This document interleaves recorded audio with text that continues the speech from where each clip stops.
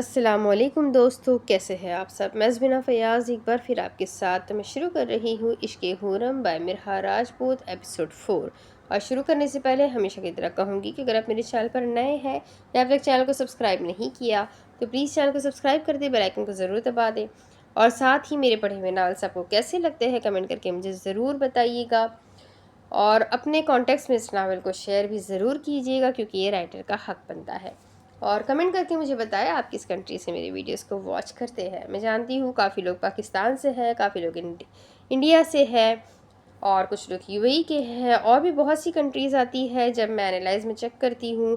But میں یہ بھی جاننا چاہتی ہوں کہ آپ خود مجھے بتائیں کہ آپ کس کنٹری سے میرے ویڈیوز کو واچ کرتے ہیں۔ جب آپ مجھے بتاتے ہیں تو آپ کے کمنٹ آپ کے نام کے ساتھ آتے ہیں، اور مجھے خوشی ملتی ہے دیکھ کر کہ آپ نے مجھے خود بتایا کہ آپ کہاں سے ہیں۔ اور کمنٹس پڑھنا بھی اچھا لگتا ہے آف کورس، جب کوئی آپ کو سراہے، جب آپ کو کوئی بولے کہ ہاں آپ اچھا پڑھ رہے ہو، یا آپ کی کوئی کمی بھی آپ کو بتائے تو میں اپنی غلطی کو بھی سدھاروں۔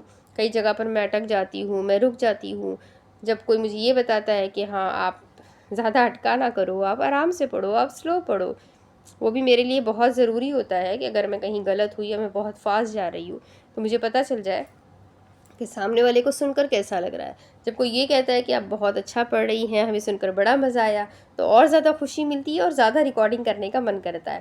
تو پلیز اپنی کمنٹ سے مجھے آگاہ ضرور کیا کریں۔ تو ویسے میں اے آئی نہیں ہوں، میں بھی تو انسان ہی ہوں نا، تو غلطیاں کرتی رہتی ہوں، اس لیے اگر کہیں غلطی زیادہ ہو جائے تو معاف کرنا۔ تو چلے اب ہم وقت اور ضائع نہ کرتے ہوئے اس ناول کو شروع کرتے ہیں۔ اپنے کمرے میں بیٹھا وہ شخص نہ جانے کس جہاں میں گم تھا، نہ آس پاس کا ہوش، نہ نظریں تھی کہ اپنی ہی بنائی ہوئی پینٹنگ پر ٹھہری ہوئی تھی۔ پینٹنگ میں موجود آنکھوں میں آنکھیں ڈالے وہ اس جہاں کا کہاں لگ رہا تھا۔ اس کا شمار تو اب اس جہاں میں ہو رہا تھا جہاں سے کسی کو رہائی ہی کہاں ملی ہے۔ اس کے ارد گرد رنگ بکھرے ہوئے تھے۔ ایک برش اسٹروک اس کے ہاتھ میں تھا جس سے وہ کینوس پر بنائی پینٹنگ پر ہلکا سا رگڑ رہا تھا۔ آج اس پینٹر نے بڑی مہارت اور لگن سے پینٹنگ کی تھی، جس کی بدولت اس کے ہاتھ، اس کے کپڑے، اس کا چہرہ سب کچھ رنگوں میں نہایا ہوا تھا۔ اس نے اپنے جذباتوں کو رنگوں میں اتارتے ہوئے کینوس پر اپنا جہاں بنا لیا تھا۔ اس شخص نے اپنے دل کی گہرائیوں سے جڑے ہر ایک احساس کو کینوس پر ظاہر کیا تھا۔ ہر رنگ، ہر جھلک اس کے ذہن سے نکل کر اس پینٹنگ میں زندہ ہو گئی تھی۔ ایسا بھی کیا ہے تمہاری آنکھوں میں جس کا عکس میرے ذہن سے نہیں جا رہا؟ پینٹنگ کو آخری ٹچ دیتے وہ ان ہیزل گرین آنکھوں میں دیکھ کر بولا، تمہاری اڑتی نظر نے مجھ پر کیسا جادو کر دیا۔ تمہاری آنکھوں کے بعد میں نے اس جہاں میں دیکھا ہی کیا ہے؟ کینوس پر بنائی وہ ان ہری آنکھوں میں کھو رہا تھا۔ سچ ہی تو کہہ رہا تھا۔ لڑکیوں سے دور رہنے والا وہ شخص آج ایک ہری آنکھوں والی پر اپنا دل ہار بیٹھا تھا۔ کینوس پر بنائی یہ پیاری سی دو آنکھیں اس کے ذہن پر گہرا اثر چھوڑ گئی تھی۔ محبت نے اس کے دل میں بھی اپنے قدم رکھ دیے تھے۔ وہ کون تھی؟ وہ کہاں رہتی تھی؟ وہ کیسی تھی؟ کچھ بھی تو نہیں تھا وہ جانتا۔ اس نے تو بس نقاب میں جھلکتی اس کی پیاری آنکھیں دیکھی تھی جو اسے اپنا اسیر کر گئی تھی۔ روز کی طرح آج بھی اس کا موڈ کافی خوشگوار تھا۔ زویان کے ساتھ یونی سے واپس آتی وہ مین گیٹ سے حویلی میں داخل ہوئی، بیگ کو ایک کندھے پر لٹکائے دوسرے ہاتھ میں پانی کی بوتل گھماتے وہ ہمیشہ کی طرح شوق انداز میں حویلی کے انٹرس پر چلتی ہوئی آئی۔ اس کے پیچھے زویان چلتا ہوا ہاتھ میں پکڑی فائلز کو ترتیب دے رہا تھا۔ بے دھیانی میں اندر انٹر ہوتے ہی یک دم اس کی نظر سامنے ہال میں موجود صوفے پر پڑی۔ اگلے ہی لمحے اس کے چہرے کے تاثرات حیرت زدہ ہو گئے۔ حیرانگی اس قدر تھی کہ اس کی پوری آنکھیں کھل گئی، جیسے یک دم سے اس نے کوئی ایسی چیز دیکھ لی ہو جس کا کوئی وجود ہی نہیں، اور وہ اس کے لیے حیران ہو۔ مشی تم؟ چہکتی آواز میں وہ اتنا اونچا بولی کہ وہاں بیٹھے سب لوگ مشی سے دھیان ہٹا کر اسے گھورنے لگے۔ بیگ کو ایک طرف پھینکتی، ہاتھ میں پکڑی فائل کو دوسری طرف پھینکتے وہ اگلے لمحے دوڑتی ہوئی ڈائریکٹ جا کر مشی کے گلے لگ گئی۔ دور کھڑا زویان اس کی حرکت پر سر جھٹکتا ہوا بلند آواز میں سلام کرتے ہی اپنے کمرے میں چلا گیا۔ صوفے پر بیٹھے سب لوگ ان دونوں بچھڑی کزنز کو ملتے ہوئے دیکھنے لگے جو شاید آج سالوں بعد مل رہی تھی۔ مشی تم کب آئی؟ اس سے الگ ہوتے وہ اس کے دونوں ہاتھوں کو مضبوطی سے اپنے ہاتھوں میں تھام گئی۔ ابھی کچھ وقت پہلے ہی آئی تھی۔ پیار سے اس کے گال سہلاتی وہ غور سے اس کا چہرہ دیکھنے لگی۔ اسے یاد تھا لاسٹ ٹائم 5 سال پہلے وہ ملی تھی۔ اور ان 5 سالوں میں کتنا کچھ بدل گیا تھا، وہ دونوں کتنی بڑی ہو گئی تھی۔ تم نے بتایا ہی نہیں آنے کے بارے میں۔ باتوں ہی باتوں میں وہ شکوہ بھی کر گئی، تمہیں سرپرائز دینا تھا۔ بس شروع ہو گئی ان دونوں کی باتیں۔ رافع صاحب نے پیار سے ان دونوں کے سر پر ہاتھ رکھا، جن کی واقعی اب بالکل بھی زبان نہیں رکنی تھی۔ چلو میشی، ہم کمرے میں چلے، یہاں تو ہمیں کوئی بات بھی نہیں کرنے دے گا۔ بسنی ناراضگی سے منہ بسول کر رافع صاحب خود کی طرف دیکھ کر کہتی ہوئی میشی کا ہاتھ پکڑ کر اپنے کمرے کی جانب بڑھ گئی۔ اس کی بچکانہ ادائیں ہی تو سب کے چہرے پر مسکراہٹ بکھیرتی تھی۔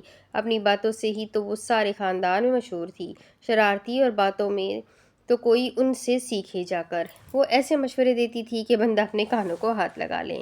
فائزہ بیٹا، ان دونوں سے پوچھو فون کر کے وہ کب تک پہنچیں گے، اب تو زویان بھی آ چکا ہے۔ صوفے کی پشت سے ٹیکا لگاتے آغا جان نے فائزہ بیگم کو مخاطب کیا، جو ابھی پولیس کی وردی میں ہی ملبوس تھی، کیونکہ 10 منٹ پہلے ہی وہ پولیس اسٹیشن سے گھر آئی تھی، جبکہ سنگل صوفے پر براجمان رافع صاحب اب اپنے موبائل میں مصروف ہو گئے۔ جی آغا جان، مجھے ان کا پیغام موصول ہوا تھا، وہ لوگ 20 منٹ تک پہنچ رہے ہیں۔ ہاتھ میں پکڑے موبائل کو سائیڈ پر رکھتی ہوئی تحمل سے بولی تو آغا جان نے اپنے سر کو جنبش دی۔ بیٹا، تمہیں ایک دفعہ زویان سے پوچھ لینا چاہیے، آخر زندگی تو اس نے ہی گزارنی ہے۔ بی جان نے کہا تو آرام سے تھا، مگر یہ بات فائزہ بیگم کو کہاں برداشت ہونی تھی۔ بی جان، میں جانتی ہوں میرا بیٹا کبھی بھی میری پسند کو انکار نہیں کرے گا۔ محفوظ انداز میں بولتی وہ بی جان کو نہ جانے کیا باور کروانے کی کوشش کر رہی تھی۔ جواباً بی جان چپ ہی رہی تھی۔ وہ جانتی تھی وہ اپنے بچوں کے بارے میں بڑی حساس ہے، اسے کچھ نہ کہنا ہی بہتر ہے۔ جاؤ بیٹا، اپنے کپڑے بدل لو، وہ لوگ آتے ہی ہوں گے۔ آغا جان کے کہنے پر وہ اٹھ کر اپنے کمرے میں چلی گئی۔ بیگم، کھانا تیار ہو چکا ہے۔ آغا جان نے اپنے پہلو میں بیٹھی بی جان کو مخاطب کیا، جن کو اپنے پوتے زویان کی فکر ستائے جا رہی تھی، نہ جانے اسے وہ لڑکی پسند بھی ہے یا نہیں۔ بن تو گیا ہے، میں ملازمہ سے پوچھتی ہوں۔ شگفتہ، بات سنو۔ وہاں بیٹھے ہی انہوں نے شگفتہ کو آواز دی۔ جی بی جان، بولیے، کچھ کام تھا؟ گیلے ہاتھ اپنے دوپٹے سے پوچھتی ہوئی تیز تیز قدموں سے چلتی ہوئی بی جان کے پاس آئی۔ کھانا بن گیا ہے؟ جی بی جان، بن گیا۔ ٹھیک ہے، زائمہ کو بھیجو میرے پاس۔ جی اچھا بی جان، کہتی ہی وہ مڑ کر دوبارہ سے کچن میں چلی گئی، جہاں وہ برنر کے پاس کھڑی نہ جانے کیا سوچ رہی تھی۔ زائمہ، اس کا بازو ہلاتی شگفتہ بیگم اسے ہوش کی دنیا میں لائی۔ کیا ہوا خالہ؟ برنر پر رکھی چائے پر ایک نظر ڈال کر اس نے خالہ کو دیکھا۔ تجھے بی جان بلا رہی ہے، جا ان کے پاس۔ مجھے بلا رہی ہے؟ وہ تھوڑا ڈر گئی تھی، کہیں وہ شخص اسے دوبارہ نہ مل جائے، پتہ نہیں وہ اب اس کا سامنا کیسے کرے گی۔ نہیں، تیرے فرشتوں کو، ظاہر ہے تجھے ہی بلائے گی، زج ہو کر بولتی وہ ٹرے میں کپوں کو ترتیب سے رکھنے لگی۔ رک ذرا، مشکوک نظروں سے اسے دیکھتے شگفتہ نے اس کا بازو پکڑا۔ یہ منہ کیوں چھپا رہی ہے تو؟ شکی نظروں سے اسے گھورتے وہ دو ٹوک لہجے میں بولی، لیکن ان کے اس طرح پوچھنے پر وہ اور گھبرا گئی۔ خالہ، اس گھر میں مرد بھی ہے، بس اسی لیے کوئی ضرورت نہیں ہے منہ چھپانے کی۔ اگر بی جان کو پتہ لگ گیا تو ان کے پوتوں کی نیتوں پر شک کر رہی ہے تو برا مان جائے گی۔ وہ اسے ڈرانے کی کوشش کر رہی تھی۔ نہیں خالہ، میں نے تو ایسا تو نہیں۔ ابھی آدھے الفاظ اس کے منہ میں ہی تھے جب وہ بول پڑی۔ اچھا، زیادہ باتیں نہ سنا مجھے، اور جا کر بی جان کی بات سن۔ اس کے چہرے سے دوپٹہ پیچھے کرتی وہ دوسرے ہاتھ سے اسے جلدی جانے کا کہہ رہی تھی تو وہ تیز تیز قدم اٹھاتی وہاں سے باہر نکلی۔ دوسری طرف اب جب کہ لڑکا لڑکی دونوں راضی ہے تو بات پکی سمجھے۔ شرمیلا بیگم خوشی سے سب کی طرف دیکھ کر بولی۔ اس وقت ہال میں بیٹھے سبھی نفوس بہت خوش نظر آ رہے تھے۔ جی بالکل، بات پکی ہوئی ہمارے بچوں کی۔ جواباً فائزہ بیگم نے ان کی بات پر حامی بھری تو ہر طرف مبارکباد کی صدائیں گونجی۔ جیسے ہی ہماری بیٹی باہر سے آتی ہے ہم منگنی کی تقریب رکھ لیتے ہیں۔ اس بار شرمیلا بیگم کے ہسبینڈ ظہور صاحب بولے تھے۔ جی بھائی صاحب، اس کے آتے ہی دونوں بچوں کی نسبت طے کر دیں گے۔ پھر سے جواب فائزہ بیگم کی جانب سے ہی آیا تھا۔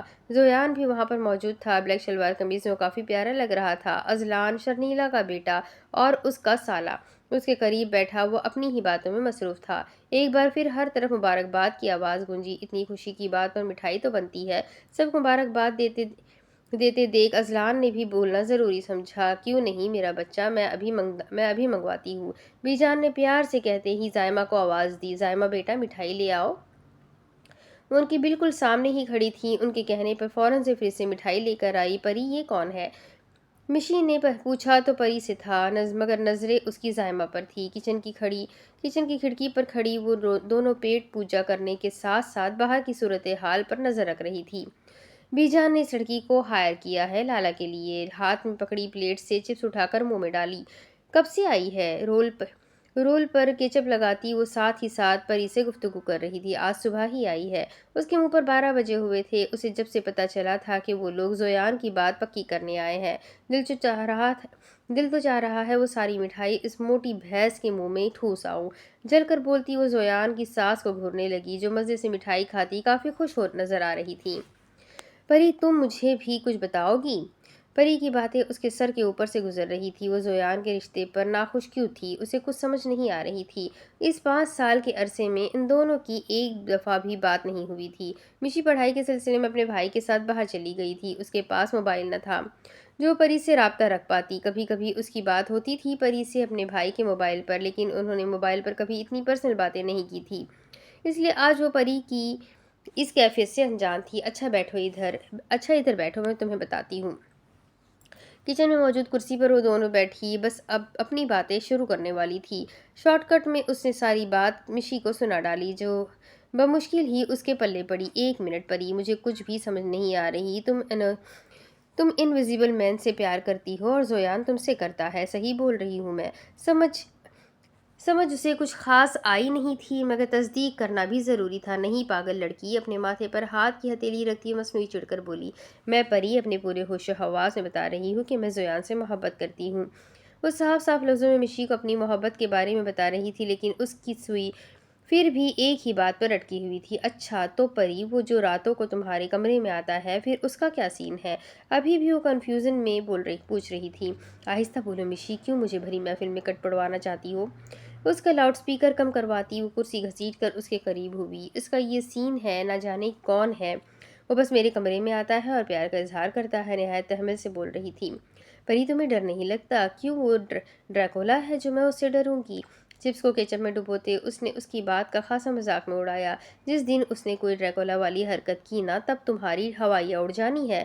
پانی کا گلاس لبوں سے لگاتے اس نے بھی مذاق میں ہی کہا تھا۔ مغرب کا وقت ہی مشی شب شب بولو، اس نے اس کے کندھے پر ایک چپت لگائی۔ اچھا یہ تو بتاؤ وہ کون ہے؟ اس کی باتوں میں انٹرسٹ لیتی ہوں مزے سے پوچھ رہی تھی۔ بتایا تو تھا، انویزیبل مین ہے۔ دوسری طرف سے سادہ سا جواب آیا۔ کیا مطلب، دکھائی نہیں دیتا وہ کافی تجسس سے پوچھ رہی تھی۔ نہیں، جب بھی آتا ہے لائٹ آف کر دیتا ہے، بس مجھے محسوس ہوتا ہے وہ میرے پاس ہے۔ ملازمہ کو کچن میں آتا دیکھ اس کی آواز اور دھیمی ہو گئی۔ اس لیے تو اس کا نام میں نے انویزیبل مین رکھ دیا۔ اس سے باتیں کر کے من تو تھوڑا ہلکا ہو گیا تھا، مگر دل ابھی بھی اداس تھا۔ آج تک فنکشنل مین کا نام سنتی آئی ہوں اور یہ انویزیبل مین پہلی دفعہ سنا۔ اپنی بات کے آخر میں اس نے بے اختیار قہقہہ لگایا تو پری کے ہونٹوں پر بھی مسکراہٹ آئی۔ اچھا، میں نے تمہیں اس لیے نہیں بتایا تاکہ تم مذاق اڑاؤ۔ اذلان کو کچن کی طرف آتا دیکھ وہ کرسی چھوڑ کر اٹھ کھڑی ہوئی تھی۔ اس کا ذرا موڈ نہیں تھا اس سے الجھنے کا۔ ارے رکو تو صحیح، اتنی جلدی میں کہاں جا رہی ہو؟ کچن میں داخل ہوتے اسے بازو سے پکڑ کر روکتے وہ خوش دلی سے بولا، جہنم میں جا رہی ہوں، چلو گے؟ دانت نکوستے ہوئے وہ بولی، اتنے پیار سے بولو گی تو تمہارے ساتھ وہاں پر بھی چلا جاؤں گا، چھوڑو میرا ہاتھ۔ اپنے ہاتھ کی طرف اشارہ کرتے وہ غصے سے بولی، وہ تو شکر تھا یہاں سے باہر نظر نہیں آ رہا تھا، اگر کوئی اس کا یہ بے باک حرکت دیکھ لیتا تو پتہ نہیں کیا تماشا لگ جاتا تھا۔ ابھی تو چھوڑ رہا ہوں، لیکن بہت جلد یہ ہاتھ میں پورے حق سے اپنے ہاتھ میں لوں گا۔ وہ اپنے اس بولے گئے فقرے میں اسے بہت کچھ سمجھا گیا تھا۔ ایک تو یہ سارے میرے پیچھے ہی کیوں پڑ گئے ہیں؟ آنکھوں کو گھماتی ہوئی زیر لب بڑبڑائی، کچھ کہا تم نے؟ اس کی ہلتے ہونٹوں کی طرف ہی دیکھ رہا تھا، مگر آواز اتنی ہلکی تھی اسے سنائی نہیں دی تھی۔ اذلان پلیز، میرا آج موڈ نہیں ہے تم سے بحث کرنے کا۔ آج صبح جتنی وہ فریش تھی اب اتنی ڈھال پڑ چکی تھی۔ کہتے ہی وہ ایک سیکنڈ بھی وہاں رکی نہیں تھی، جلدی سے وہاں سے نکل گئی۔ مشی جو مزے سے کرسی پر بیٹھی ان کی باتیں سن رہی تھی، پری کے وہاں سے جاتے ہی وہ بھی فوراً اس کے پیچھے گئی۔ کیا مسئلہ ہے تمہیں؟ کیوں بار بار مجھے میسج کر رہی ہو؟ سوئمنگ پول کے قریب آتے وہ بے رخی سے بولا۔ رات کے 9 بجے کا وقت تھا۔ وہاں موجود لائٹ نے سوئمنگ پول پر روشنی بکھری ہوئی تھی۔ پری جو وہاں بیٹھی اسی کا انتظار کر رہی تھی، اس کے یہاں آمد پر جیسے خوش ہوئی تھی۔ آپ منگنی کر رہے ہیں؟ روحان سے لہجے میں پوچھتے اس نے زویان کو اپنی آنکھوں کا مرکز بنایا جو اس سے کافی دور کھڑا تھا۔ وہ سوئمنگ پول کو کی دوسری جانب کھڑی تھی جبکہ وہ دوسری جانب کھڑا تھا۔ ان کے درمیان سوئمنگ پول کا فاصلہ تھا۔ ہاں کر رہا ہوں، اس کا لہجہ تلخ تھا۔ آپ یہ منگنی نہیں کر سکتے۔ دور سے ہی اسے وہ صاف لفظوں میں انکار کرنے کا کہہ رہی تھی۔ انداز اس کا ہر جذبات سے عاری تھا، جیسے وہ اپنی فیلنگز کو چھپا رہی ہو۔ کوئی وجہ؟ موبائل کو جیب میں ڈالتے دونوں بازو سینے پر باندھ کر وہ سوالیہ نظروں سے اسے دیکھنے لگا۔ وجہ کوئی نہیں ہے، بس آپ یہ منگنی نہیں کریں گے۔ گلے میں جھولتے دوپٹے کو صحیح کرتی وہ بھی اسی کے انداز میں بولی۔ پول کے شور میں اس کے دل کی بات چھپی ہوئی تھی، جسے وہ بس پول کی گہرائی تک ہی رہنے دینا چاہتی تھی۔ جب کوئی وجہ نہیں ہے تو پھر تو میں منگنی کروں گا۔ مقابل کا لہجہ بھی اٹل تھا۔ آپ یہ منگنی نہیں کریں گے ورنہ… آگے وہ اسے کیا دھمکی دے اسے خود نہیں پتا تھا۔ ورنہ کیا؟ اس کی ادھوری چھوڑی بات کو وہ پوری طرح سننا چاہتا تھا۔ ورنہ میں اس پول میں کود جاؤں گی۔ اجرت میں جو اس کے ذہن میں آیا وہ جلدی سے کہہ گئی۔ تو کود جاؤ۔ اس کا انداز بھی سرد تھا۔ میں سچ میں کود جاؤں گی۔ وہ اسے یقین دہانی کروا رہی تھی۔ میں بھی جھوٹ نہیں کہہ رہا، کود جاؤ۔ آپ جانتے ہیں مجھے تیرنا نہیں آتا۔ وہ اب اسے ذہن نشین کروا رہی تھی۔ کہیں وہ بھول تو نہیں گیا اور کتنے آرام سے اسے کودنے کا کہہ رہا تھا۔ ہاں ہاں، سب جانتا ہوں۔ وہ جانتا تھا، صرف ڈرامے کر رہی ہے۔ کودنا تو اس نے نہیں تھا، بس اسے ڈرا دھمکا رہی تھی۔ وہ مڑ گیا کیونکہ اسے اب ٹیرس پر بیچلر پارٹی کرنے بھی تو جانا تھا، نہیں تو ان سب نے اسے ڈھونڈتے ڈھونڈتے یہاں پہنچ جانا تھا۔ ابھی وہ مڑ کر 2 قدم آگے چلا ہی تھا جب اسے پانی کے چھلاپ کی آواز آئی۔ کیا جو اس کا ذہن سوچ رہا تھا وہ صحیح تھا؟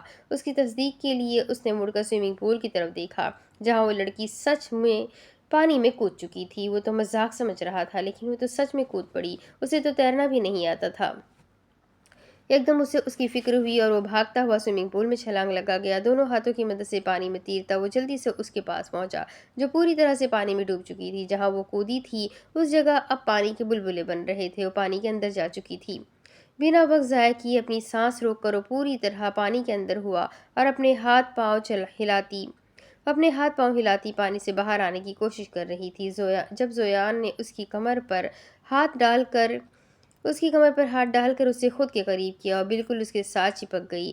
زویان نے اس کی نازک کمر پر اپنی گرفت اور مضبوط کی۔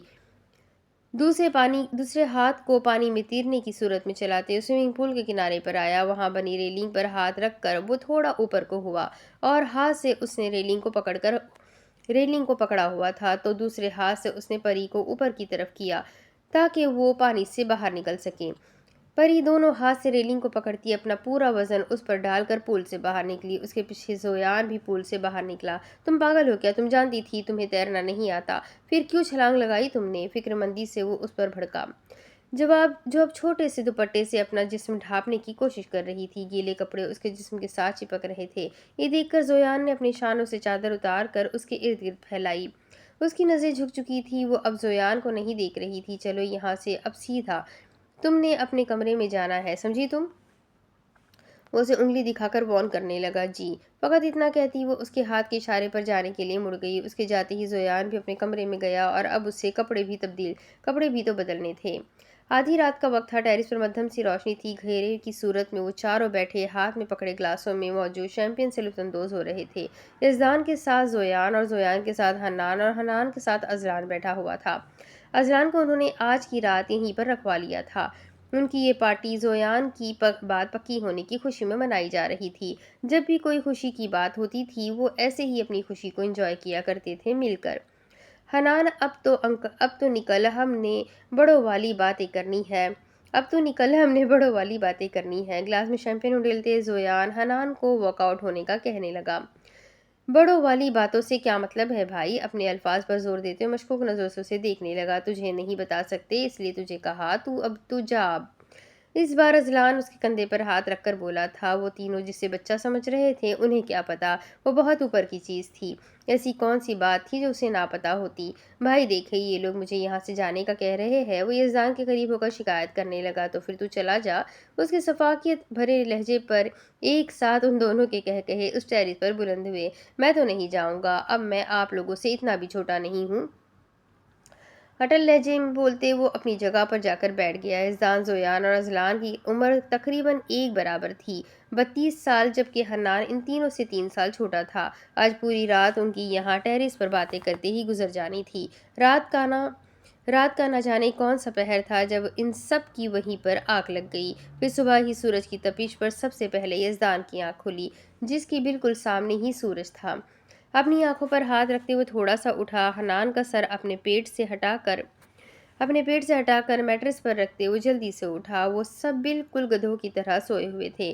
یزدان نے انہیں اٹھانا مناسب نہ سمجھا، جب دھوپ ان پر پڑے گی خود ہی ان کی آنکھ کھل جائے گی۔ اپنا موبائل وہاں سے اٹھا کر وہ سیڑھیاں اترنے لگا۔ اس نے گھڑی میں وقت دیکھا جو 7 بجا رہی تھی۔ 8 بجے تو ان کی حویلی پر ناشتے کا وقت ہوتا۔ اس کے سر میں بہت درد ہو رہی تھی۔ پہلے کافی پینے کا ارادہ کیا، پھر وہ بعد میں سب کو اٹھا کر نیچے لائے گا، کیونکہ اگر آغا جان نے انہیں اوپر ٹیریس پر دیکھ لیا اور ناشتے پر وقت پر نہ پہنچے تو پھر ان کی تو ہر جانی تھی آغا جان کے ہاتھوں۔ کچن میں موجود ملازم آج کے ناشتے کی تیاری کر رہے تھے۔ حویلی میں ایک رول تھا، سبھی ملازم 7 بجے حویلی آتے تھے اور شام کے 7 بجے ان کی واپسی ہوتی تھی۔ 1 کپ کافی بنا کر میرے کمرے میں بھیجے ابھی۔ کچن کے آگے سے گزرتے اس نے شگفتہ بیگم کو دیکھ کر کہا، جو کچن کے باہر ہی کھڑی تھی۔ جی اچھا چھوٹے سردار، ابھی بھجواتی ہوں۔ بغیر ان کا جواب سنے وہ سیڑھیاں چڑھ کر اپنے کمرے میں چلا گیا۔ زائمہ جلدی سے کافی بنا، مجھے بی جان نے بلایا ہے، میں وہاں جا رہی ہوں، اور کافی بنا کر چھوٹے صاحب کے کمرے میں دے آنا۔ اسے حکم دیتے ہی وہ وہاں سے چلی گئی۔ میں کافی کیسے بناؤں؟ خود سے بڑبڑاتی وہ کیبن سے کافی نکالنے لگی۔ اسے تو کافی بنانی ہی نہیں آتی تھی۔ اگر وہ مدد بھی مانگتی تو کس سے مانگتی؟ وہاں پر بس ایک ادھیڑ عمر کا میل ملازم ہی موجود تھا، بھلا اسے کیا پتا ہو؟ یہ سوچ کر وہ خود ہی کافی بنانے لگی۔ جب تک اس کی کافی بنی تھی تب تک شگفتہ بیگم بھی آ چکی تھی۔ خود اس کے کمرے میں جانے کی بجائے اس نے شگفتہ بیگم کو اس کے کمرے میں بھیج دیا۔ وہ کافی لے کر تو جا چکی تھی، مگر اب جو طوفان آنے والا تھا اس سے وہ بیچاری بے خبر تھی۔ یزدان کے کمرے کا دروازہ ناک کرتے وہ اندر داخل ہوئی۔ وہ صوفے پر بیٹھا موبائل میں کچھ اسکرول کر رہا تھا، جب شگفتہ بیگم چلتی ہوئی اس کے پاس آئی اور ہاتھ میں پکڑی ٹرے کو تھوڑا جھک کر اس کی طرف بڑھائی۔ بغیر موبائل سے دھیان ہٹائے اس نے وہ کافی کا مگ اپنے ہاتھ میں لیا۔ وہ جانے کے لیے مڑ گئی جب اس نے ایک کافی کا گھونٹ بھرا جو بمشکل اس نے اپنے اندر اتارا۔ اتنی کڑوی کافی! صبح صبح اس بدمزہ کافی نے اس کا موڈ اور بگاڑ دیا۔ رکو ذرا! وہ دروازے سے باہر نکلنے ہی لگی تھی جب یزدان نے انہیں آواز لگائی۔ جی چھوٹے صاحب! مڑ کر انہوں نے یزدان کی طرف دیکھا۔ بات سنو! کافی کا مگ سائیڈ پر رکھتے اس نے موبائل کو آف کیا۔ اس کے حکم انداز پر چلتی ہوئی اس کے پاس آئی۔ یہ کافی کس نے بنائی ہے؟ سرد لہجے میں پوچھتے اس نے کافی کی طرف اشارہ کیا۔ زائمہ نے۔ اس کے چہرے کے سخت تاثرات اسے کسی انہونی کی خبر دے رہے تھے۔ وہ جو نئی آئی ہے؟ فوراً سے اس کے ذہن میں وہ واش روم والی لڑکی آئی تھی۔ جی وہی۔ احتراماً سر جھکائے انہوں نے جواب دیا۔ اسے کس نے رکھا؟ اس لڑکی کو سوچتے ہی اس کے چہرے پر غصہ آ گیا تھا۔ بی جان نے آپ کی دیکھ بھال کے لیے رکھا ہے۔ میں کوئی بچہ ہوں جو میں اپنا دھیان نہیں رکھ سکتا؟ میری دیکھ بھال کے لیے بی جان کو یہی بچی ملی تھی؟ وہ منمنایا۔ اچھا آپ اسے میرے کمرے میں بھیجے۔ صوفے کی پشت سے ٹیک لگائے وہ اپنا غصہ ضبط کرنے کی کوشش کرنے لگا۔ جی اچھا میں بھیجتی ہوں، کہتے ہی وہ کمرے سے چلی گئی۔ تقریباً 2 منٹ بعد اس کے کمرے میں داخل ہوئی۔ خوف کی وجہ سے اس کا پورا جسم کپکپا رہا تھا۔ وہ جتنا اس سے دور جانا چاہتی تھی قسمت اتنا ہی اسے اس کے قریب لا رہی تھی۔ اس نے دیکھا وہ صوفے کی پشت سے ٹیک لگائے آنکھیں موندے ہوئے تھا، ہاتھوں کو مٹھیوں کی صورت میں دبوچتی وہ دھیمے دھیمے قدم اٹھاتی اس کے پاس آئی۔ آج اس نے چہرہ نہیں چھپایا تھا، بس اس شخصیت کی متعلق اس کے دل میں ڈر سا بیٹھ گیا تھا۔ اس کے ہولے ہولے قدموں کی آہٹ وہ محسوس کر چکا تھا، مگر اس کے بالکل سامنے کھڑے اس کے تو صحیح معنی میں پسینے چھوٹ رہے تھے۔ کافی تم نے بنائی ہے؟ اس کی موجودگی کا احساس اسے ہو چکا تھا۔ اپنی رعبدار آواز میں بولا تھا، آنکھیں ابھی بھی بند تھیں۔ صوفے کے سائیڈ پر رکھے اپنے ہاتھ کی انگلیوں کو چٹک رہا تھا۔ جی وہ فقط اتنا ہی بولی، مزید بولنے کی اس میں ہمت ہی نہیں پیدا ہو رہی تھی۔ وہ اس کے بالکل سامنے کھڑی تھی مگر اس نے ابھی تک آنکھیں نہیں کھولی تھی۔ دل میں خوف مزید بھر گیا تھا۔ بنا اسے دیکھے یزدان نے سائیڈ سے کافی کا مگ اٹھا کر سیدھا اس کے منہ کی طرف اچھالا، جس کی بدولت مگ میں موجود نیم گرم کافی اس کے منہ پر گری۔ کوئی چیز منہ پر پڑتے ہی اس نے زور سے اپنی آنکھیں میچ لی۔ اس کی اس حرکت پر وہ ہکا بکا ہی رہ گئی۔ اسے سمجھ ہی کہاں آئی تھی کہ اس کے ساتھ ہوا کیا ہے۔ کافی اتنی گرم نہ تھی مگر پھر بھی اس کی گرمائش اسے اپنے چہرے پر محسوس ہو رہی تھی۔ کافی کے قطرے اس کے چہرے سے ٹپکنے لگے۔ اس نے نظر اٹھا کر جیسے ہی اس کی طرف دیکھا، ایک پل کو تو وہ اس کے چہرے کے نقوش میں ہی کھو گیا۔ ملتے جلتے نقوش، ایسا کیسے ہو سکتا؟ اس کے چہرے کو دیکھ کر اس کے دماغ میں بھی ایک ہی چہرہ آ رہا تھا۔ اس کا دماغ جو سوچ رہا تھا وہ صحیح تھا یا حقیقت اس کے برعکس تھی؟ وہ اپنی پوری آنکھیں کھولے اس معصوم سی لڑکی کو دیکھ رہا تھا جو اس کی اس حرکت پر سہم گئی تھی۔ نہیں جو میں سوچ رہا ہوں ویسا کیسے ہو سکتا ہے؟ حورم ہو ہی نہیں سکتی۔ आखिर वो इतनी जाहिल तो नहीं है, ये महज मेरी आंखों का धोखा है। दुनिया में कितने चेहरे मिलते जुलते हैं। ऐसा भी तो हो सकता है मुझे गलतफहमी हो रही हो। उसका दिमाग पूरी तरह इस कश्मकश में जकड़ चुका था। वो ये बात मानने को तैयार ही नहीं था कि जो लड़की उसके सामने खड़ी है वो उसकी हुरम है। हाँ, मैं मान ही नहीं सकता, बहुत से चेहरे मिलते हैं, ये चेहरा भी उन्हीं में से एक होगा। वो अपनी सोच को नफी में से झटक चुका था। वो इस बात पर पूरा यकीन ला चुका था कि वो हुरम नहीं है। ज़रूर उसकी कोई हमशक्ल है। कॉफ़ी बनानी नहीं आती तुम्हें? झटके से सोफे से उठकर उसने उसे बाजू से पकड़कर दीवार के साथ लगाया। उसके चेहरे से कॉफ़ी के कतरे टपक रहे थे, जबकि उसके चेहरे से गुस्सा, उसके इस अचानक हमले पर थोड़ा-सा दुपट्टा उसके सर से सरक गया। जवाब जवाब दो मुझे, वो चिल्लाया। स स स सर जी। हकलाते हुए वो अपने अल्फाज जोड़ रही थी, जबकि उसकी पुरतपिश उंगलियां उसके बाजू में मजीद धंस गई थी। क्या सर जी? जब कॉफ़ी बनानी नहीं आती तो क्यों बनाई? उसका चेहरा उसके चेहरे के करीब था, मगर उसकी गर्म सांसें उसके चेहरे को छू रही थी। मैं कुछ पूछ रहा हूँ तुमसे, जवाब दो। उसे खामोश देखकर मजीद उस पर भड़का। उसकी आवाज़ इतनी ऊंची थी, उसके कान शाय शाय करने लगे थे। मुझे दर्द हो रहा है, छोड़े मुझे।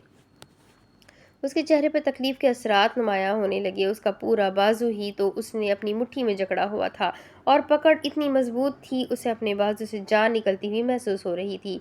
दर्द हो रहा है। उसने अपनी गिरफ्त और मजबूत की, जैसे अपने हाथों से ही उसका बाजू को चल डालेगा। जी। वो फिर से उसी अंदाज में बोली थी जिससे उसे चिढ़ हो रही थी। बेइख्तियार तकलीफ के बाद उसकी आंखों से दो आंसू टूट कर उसके गाल पर बह गए। तो मैं क्या करूं? उसकी इस कदर सफाकी पर उसने नजरें उठाकर उसकी तरफ देखा, जिसकी सुर्ख आंखें खून बरसा रही थी। चेहरे पर अजीब ही तपिश थी, अजीब ही तैश था। वो ज्यादा देर उसके चेहरे की तरफ ना देख पाई, इसलिए जल्दी से नजर झुका गई। पर प्लीज छोड़ दे मुझे। वो ज्यादा देर उसकी पकड़ बर्दाश्त नहीं कर सकती थी। उसका नाजुक बाजू अब पीला पड़ चुका था। काफी की वजह से चेहरे पर उसे अजीब सी चिपचिप हो रही थी। दफा हो जाओ यहाँ से। उसके बाजू को जोर से उसने झटका और उसे आगे की तरफ ढकेल दिया। अचानक झटके पर वो बमुश्किल ही खुद को संभाल पाई थी, वरना उसने फर्श पर मुंह के बल गिरना था। तेज तेज कदमों से वो उसके कमरे से बाहर निकल गई। अपने बेतहाशा गुस्से को कम करने के लिए वो वॉशरूम में शावर लेने चला गया।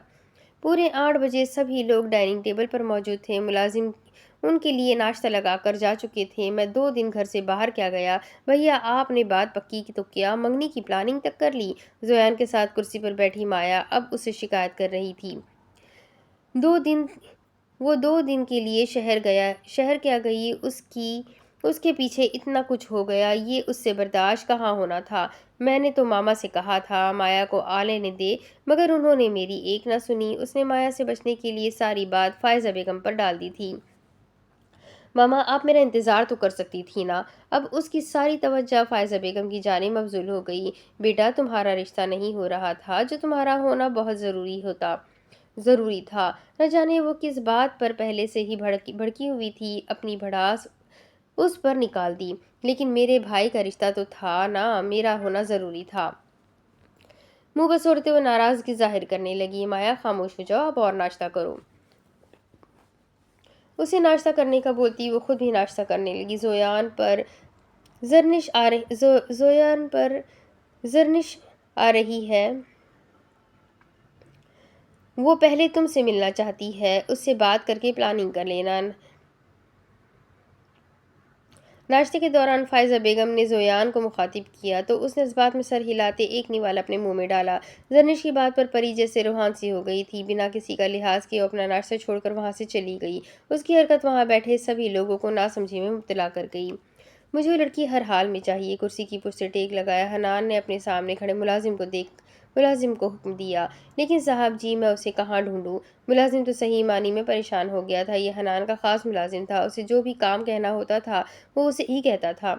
उसकी नज़र में ये एक बहादुर और निडर आदमी था। ये मेरा मसला नहीं है अली बख्श, गांव का कोना कोना छान मारो। ये कहते ही उसने मसरूफ अंदाज में चाय का एक घूंट भरा। साहब जी उनका कोई नाम, कोई तस्वीर वगैरह तो होगी। वो परेशान था तो इस बात पर वो बगैर लड़की को देखे या उसके बारे में जाने बगैर कैसे उसे ढूंढेगा।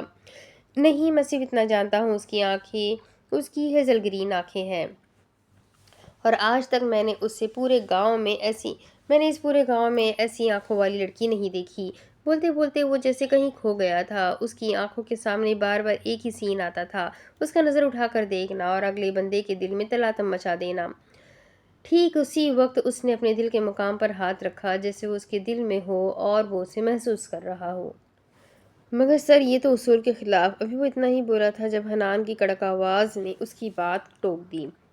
شٹ اپ علی بخش، تمہارے پاس صرف ایک دن کا وقت ہے، جتنا جلدی ہو سکے کام پر لگ جاؤ۔ اور اب وہ غصے سے بولا تھا، جس کے بعد وہاں کھڑا ملازم ڈر گیا۔ ملازم کیا، سب اس کے جلاد والے غصے سے ہی تو ڈرتے تھے۔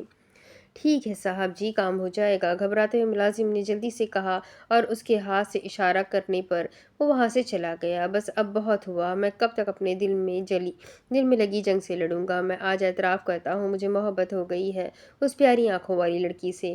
آنکھیں بند کرتے اس نے ایک لمبی سانس ہوا میں کھینچی۔ زری، کیا ہوا؟ اتنی اداس کیوں ہو؟ کلاس میں داخل ہوتی وہ زری کے پاس آ کر بیٹھ گئی۔ کچھ نہیں یار، کالج اتنا بورنگ جا رہا ہے، اور پھر گھر جاؤ تو اپیا بھی گھر نہیں ہوتی۔ منہ بسورتے وہ اپنی اداسی کی وجہ بتانے لگی۔ اوہ، تو میرے پاس تمہارے لیے ایک گڈ نیوز ہے۔ خوشگوار لہجے میں بولتی ہوئی زری کے چہرے کے تاثرات دیکھنے لگی، جو اب ناسمجھی سے اسے دیکھ رہی تھی۔ کیسی گڈ نیوز؟ ساری توجہ رمشا کو دیتی وہ تجسس سے پوچھنے لگی۔ آج کلاس میں لیکچرر نہیں آئی تھی، اس لیے ساری کلاس نے ادھم مچایا ہوا تھا۔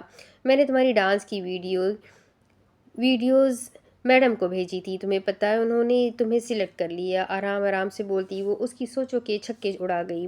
وہ جو نڈھال سی بیٹھی ہوئی تھی، اس کی بات پر جیسے اسے سارے جہاں کی خوشی مل گئی ہو۔ سچی یار؟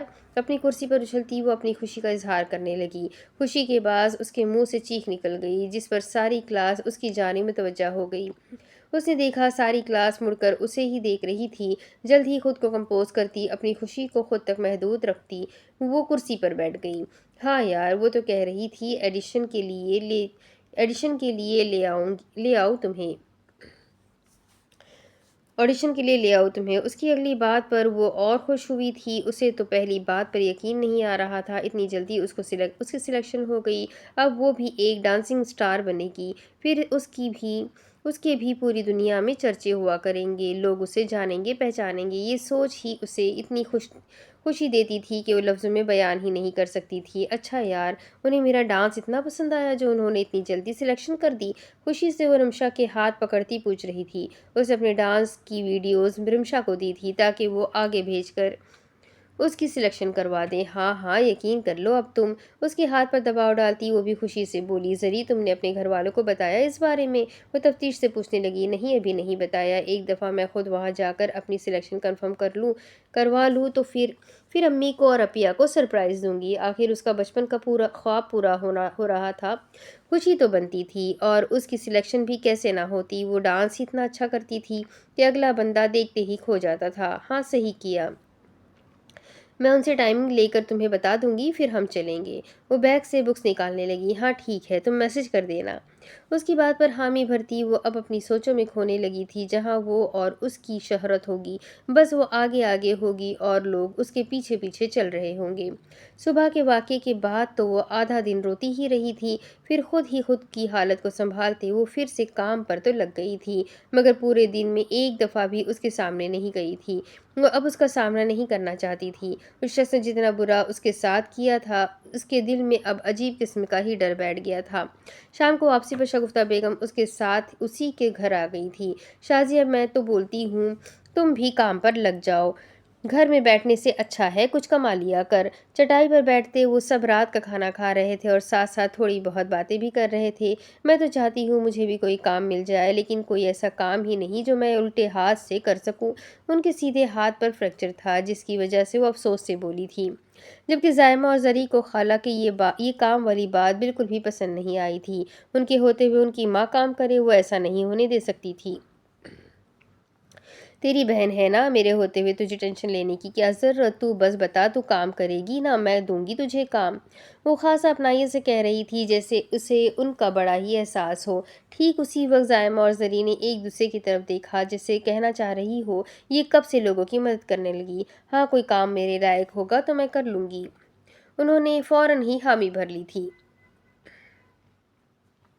نہیں امی، آپ کام نہیں کریں گی۔ روٹی کا نوالا توڑتے زائمہ نے صاف انکار کیا۔ تو چپ کر جھلی لڑکی، پہلے میری بات تو سن لے، بعد میں انکار کر لینا۔ شگفتہ خالہ نے زائمہ کو وہیں پر جھاڑ دیا۔ شگفتہ، تم بتاؤ کام کیا ہے؟ شازیہ بیگم نے پوچھا۔ حویلی میں باغ کے لیے ایک مالی کی ضرورت ہے، تو میں سوچ رہی تھی کہ تو بھی کام کر لے، زائمہ بھی تو وہیں پر ہوتی ہے، اس لیے دونوں ماں بیٹی ایک جگہ پر کام کر لو۔ اور ایک اور فائدے کی بات میں تجھے بتاتی ہوں، جب تو وہاں پر کام کرے گی تو اس طرح تیرا اور بھی فائدہ ہو جائے گا۔ اپنی بات کے درمیان پر وہ رکی تھی اور ان کے چہرے کی طرف دیکھا جو آگے جاننے کے لیے بے چین ہو رہی تھی۔ وہاں کے ملازموں کے لیے حویلی کی انیکسی پر رہائش رکھی گئی ہے۔ ملازموں کے رہنے، کھانے پینے، ہر چیز کا خیال حویلی والے رکھتے ہیں۔ میں تو تجھے یہی مشورہ دوں گی، تم لوگ حویلی کی انیکسی پر رہ لینا، اس طرح تمہیں وہاں رہ کر بجلی کا بل، سوئی گیس کا بل بھی نہیں دینا پڑے گا، کھانے پینے کی بھی بچت ہو جائے گی۔ ویسے بھی آج کل کے مہنگائی کے زمانے میں جتنے پیسے جوڑو اتنے ہی کم ہے، پھر کل کو تو نے اپنی بیٹیوں کی شادی بھی کرنی ہے۔ آسان لفظوں میں انہوں نے ساری بات ان کے گوش گزار کر دی۔ وہ تو ٹھیک ہے شگفتہ، تم میری نوکری پکی کروا دو، مگر وہاں رہنا مشکل ہو جائے گا۔ زائمہ تو رہ لیں گے، مگر زری کہاں جائے گی؟ پریشان کن لہجے میں انہوں نے اپنا مسئلہ پیش کیا۔ امی ایک حل ہے نا، خالہ صحیح کہہ رہی ہے، ایسے ہمارا خرچہ بھی کم ہوگا۔ آپ لوگ حویلی میں رہ لینا اور میری فکر نہ کریں، میں ہاسٹل میں رہ لوں گی۔ اس سے پہلے کہ کوئی اور بولتا زری جلدی سے بول پڑی، آخر اس میں اس کا بھی تو فائدہ ہو رہا تھا۔ اگر وہ رمشا کے ساتھ ہاسٹل میں رہے گی تو اس کا کام اور آسان ہو جائے گا، ایسے کسی کو پتہ بھی نہیں چلے گا اور وہ انہیں آخر میں سرپرائز بھی دے دے گی۔ زری تو پاگل ہے، تو ہاسٹل میں اکیلی کیسے رہے گی؟ زائمہ نے اس کی بات پر اعتراض کیا۔ اپیاں، میں اکیلی کہاں ہوں، رمشا بھی تو وہیں پر ہوتی ہے۔ اچھا، ہم اس بارے میں سوچیں گے، لیکن تم میری کام والی بات کر لینا۔ روٹی کا آخری نوالا منہ میں ڈال کر وہ بولی۔ تو کل تو حویلی پر جلسہ ہے، اس لیے تم زائمہ ساتھ آ جانا۔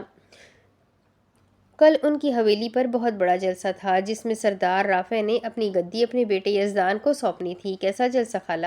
زری نے ناسمجھی سے پوچھا۔ کل حویلی کے بیٹے نے سردار کے عہدے پر فائز ہونا ہے، اس لیے حویلی پر بہت بڑا جلسہ ہونا ہے۔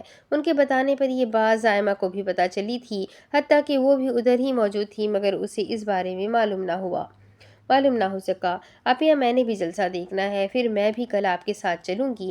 برتن سمیٹنے کے دوران زری مزے سے بولی۔ خالہ، میں اس کو لے آؤں ساتھ؟ اس نے خالہ سے پوچھنا ضرور۔ ہاں ہاں لے آنا، مگر اسے کہنا احتیاط سے رہنا وہاں۔ باتوں ہی باتوں میں کافی رات ہو گئی تھی۔ گھر جانے کا ارادہ کرتی ہوئی وہاں سے وہ اٹھ کھڑی ہوئی۔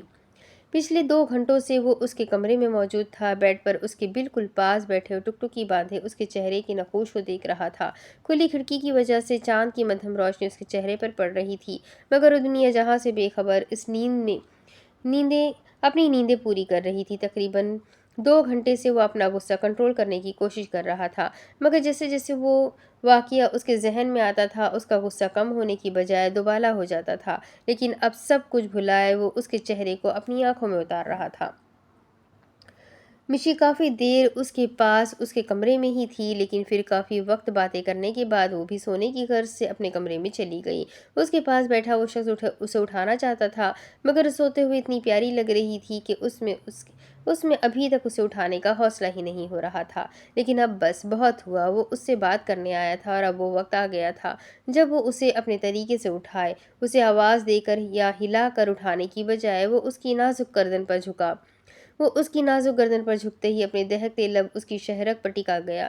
اس کے لب اس کی نرم گردن کو چھو رہے تھے، اس کے شدت بھرے لمس پر وہ تھوڑا سا کسمسائی، اس کے نازک وجود پر وہ اچھے سے قابض ہو چکا تھا۔ دنیا جہاں سے بے خبر وہ اس طرح سوئی تھی کہ آس پاس کیا ہو رہا ہے اسے کوئی ہوش نہیں تھی۔ اپنے لب اس کی گردن سے ہٹا کر وہ ایک ہاتھ سے اس کی شرٹ کو گلے سے پکڑتے اسے خود کے مزید قریب کر رہا تھا۔ اس کی شرٹ میں منہ دیے وہ اس کے کولون کی میٹھی خوشبو سانس کے ذریعے اپنے اندر اتارنے لگا۔ اس کی دلکش مہک اسے ہر دفعہ بہکا دیتی تھی، مگر وہ شخص آج بہکنا نہیں چاہتا تھا، اسے خود پر کنٹرول کرنا تھا، جو بمشکل ہی کر پا رہا تھا۔ کسی کی گرم سانسیں اپنے جسم پر محسوس کرتے وہ پھر سے کسمسائی۔ ہلنے کے ساتھ وہ اس دفعہ اپنا رخ بھی بدل گئی تھی۔ اس شخص کی طرف اب اس کی پشت تھی۔ تھوڑی سی چاند کی روشنی کمرے میں بکھری ہوئی تھی، جسے مکمل اندھیرے میں بدلنے والا تھا۔ بیڈ سے اٹھ کر وہ کھڑکی کے پاس آیا۔